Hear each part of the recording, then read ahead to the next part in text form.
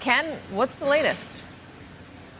Katie, the government has rested its case a little bit with a whimper instead of a bang. The last witness was a Treasury agent who had previously testified and was testifying on kind of an obscure issue about whether Paul Manafort's companies, Davis Manafort, had actually filed a report saying that they had foreign bank accounts. They, in fact, did not file that report.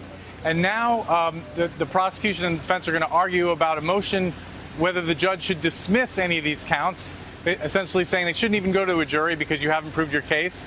Those motions rarely succeed, and no one expects that to happen. In this case, tomorrow morning, we're going to find out whether the defense has any witnesses at all, and if so, how many, and whether Paul Manafort will testify, Katie.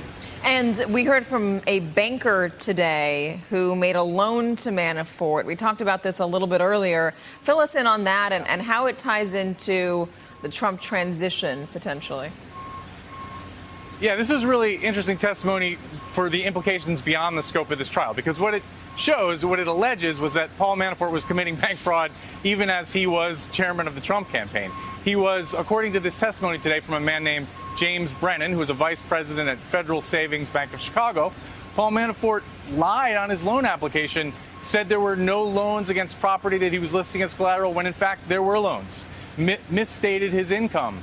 Now, the defense essentially argued that none of that mattered because the person who made the decision was the chairman of the bank, a man named Stephen Koch, and he overruled the underwriters. Essentially, all his employees told him not to make the loan, that Manafort was not a good credit risk, but Koch said, no, we're going to go forward with the loan anyway. This is a $16 million loan. Well, what's interesting about that, Katie, is that we know from other testimony and evidence that Manafort tried to recommend Koch for a position as Secretary of the Army in the Trump administration. So that's not relevant to this trial, but very interesting about what kind of deal was being cooked up there. There was also a moment, Katie, on cross-examination where the defense suggested that Manafort had a net worth of $21 million at the time that he was applying for this loan. Now, the indictment in this case and much of the evidence suggests that that's not true, that in fact he was much poorer than that. But the prosecution really didn't rebut this, and it raises an interesting question. How much money was Manafort worth at the time that he was chairman of the Trump campaign? Interesting, because wasn't there submitted into evidence something having to do with missed credit card payments as well from the prosecution? Yeah, absolutely.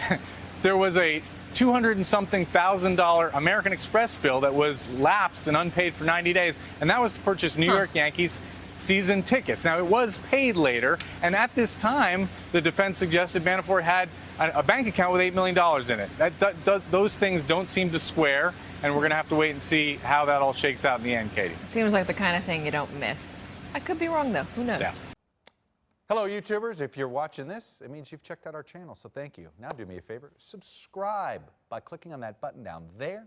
Click on any of the videos to watch the latest interviews and highlights from MTP Daily and MSNBC. You can get more Meet the Press content every morning in the First Read newsletter. If you're tired of content that you don't know anything about where it came from, you don't have to have that problem with us. NBC News, MSNBC, MTP, and the Meet the Press mindset right here for you on YouTube. Subscribe now.